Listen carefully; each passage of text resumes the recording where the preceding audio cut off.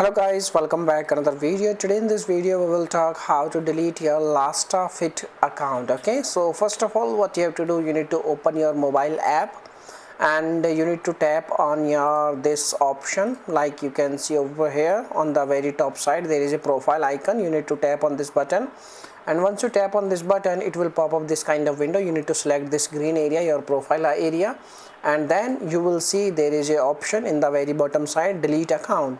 You can select the option and you can follow the on-screen prompts and you can delete your account very easily. Okay, but before deleting your account, make sure please cancel your membership if you have taken any membership on their platform. Otherwise you have to pay lots of fees and you are not able to cancel your membership easily if you have deleted your account before you can select cancellation. Okay, so this is the information. Now if you have any other questions you can make a comment. I will reply you very soon, and thanks for watching this video. Bye bye, take care.